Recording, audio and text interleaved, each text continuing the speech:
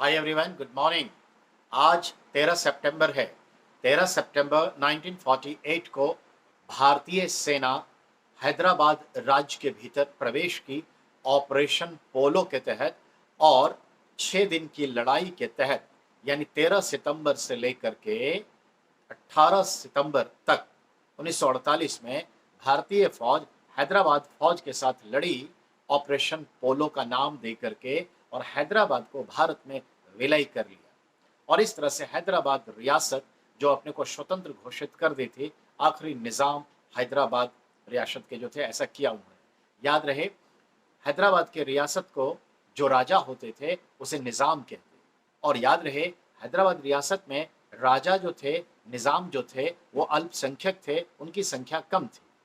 ये हमारे मुस्लिम थे। और ध्यान दें, और बाकी जो जनता थी लगभग 70% 80% जनता वो हिंदू थी। ठीक है।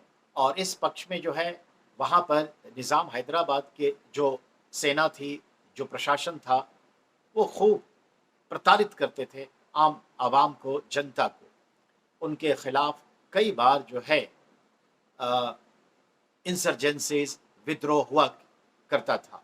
लेकिन फाइनली जब परिस्थितियां बद से बदतर होती चली गई और भारत को उसने चैलेंज देना शुरू कर दिया और फौजें वहाँ पर रखने शुरू कर दिए, अपनी मुद्रा वगैरह चलाने लगे।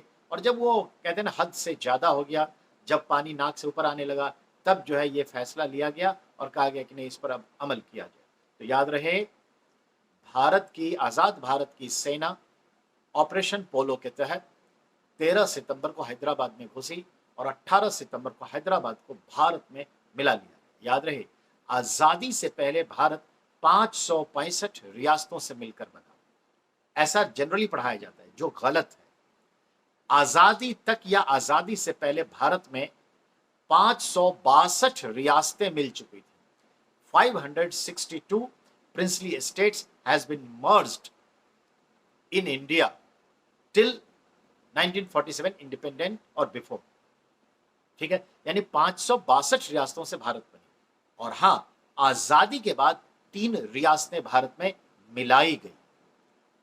है जो है मतलब हैदराबाद, जो आज आंध्र प्रदेश, आज तेलंगाना की राजधानी, उसके आसपास का एरिया है। दूसरा जू यानी जूनागढ़, जो गुजरात में है। और तीसरा क यानी जम्मू कश्मीर।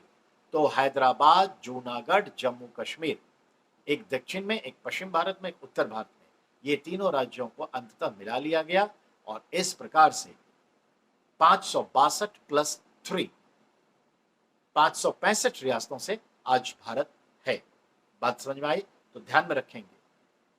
समझ में आया 13 तारीख का इंपॉर्टेंस? ऑपरेशन पोलो, भारतीय सेना और हैदराबाद राज्य में प्रवेश, और 18 तारीख को समाप्ति। तो ये ध्यान में रखना है। Okay, thank you.